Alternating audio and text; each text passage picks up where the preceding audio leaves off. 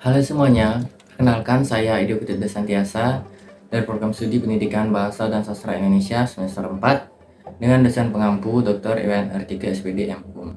Nah, pada kesempatan ini saya akan memberikan ulasan atau review cerpen Musibah karya Jujur Pranoto yang merupakan kumpulan cerpen dari Kumpulan Cerpen Kompas 2007. Nah, peristiwa pertama yaitu dari panggilan telepon malam. Budiman menerima panggilan telepon dari Mak Lita yang mengarahkan Budiman untuk menonton televisi laporan khusus di televisi tentang seorang pria tua yang tampak seorang pria berumur sekitar 60 tahun. Nah, Budiman melihat laporan di televisi yang menunjukkan penahanan Pak Demargo oleh petugas kejaksaan dan kepolisian atas tuduhan penyalahgunaan yayasan dan kasus lainnya. Nah, selanjutnya adanya pertemuan Bude Margo. Nah, di sini adanya pertemuan Bude Margo, adanya dialog sebuah Budiman dan Bude Margo yang melakukan sudut pandang yang berbeda terkait kasus yang menimpa Pak Demargo.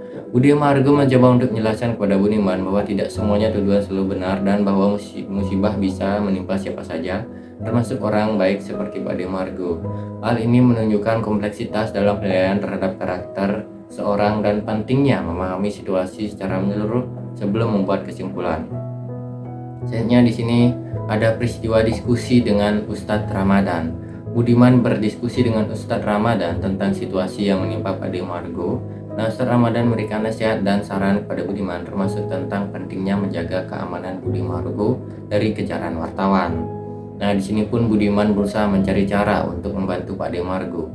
Dia menghubungi orang-orang yang mungkin memberikan bantuan atau informasi yang diperlukan dalam kasus tersebut untuk menunjukkan kesetiaan dan kepeduliannya kepada Pak D-nya.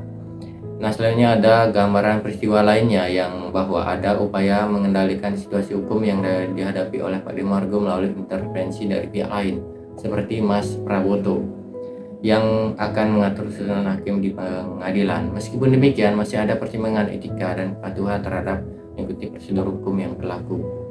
Lainnya ada percakapan juga mengungkapkan pandangan yang berbeda terhadap karakter Om Karsono yang dilihat sebagai sosok yang ambisius dan dianggap pengkhianat Pak Demargo. Namun ada penjelasan bahwa sebenarnya situasi yang seburuk yang terlihat dan terdapat pemahaman antara Pak Demargo dan Om Karsono terkait tekanan publik yang dihadapi bahwa itu tidak benar. Kemudian percakapan antara yang dampak dari pemberitaan media terhadap kasus menimpa Pak Demargo yang tidak terkontrol karena banyak akses media yang dimiliki oleh Pak Demargo. Hal ini juga penting disampaikan pada publik dan situasi yang sensitif agar informasi disampaikan tidak menggencangkan peristiwa tersebut.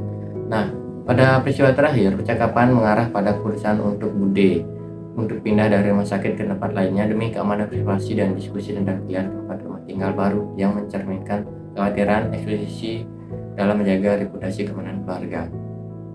Nah, dalam cerita ini kita diberikan pesan bahwa kita tidak boleh menyimpulkan satu informasi secara cepat. Kita harus mengetahui latar belakang serta bagaimana informasi itu. Nah, sekian dari saya. Saya Dio Ketut Bayu Santiasa, pamit undur diri dan terima kasih.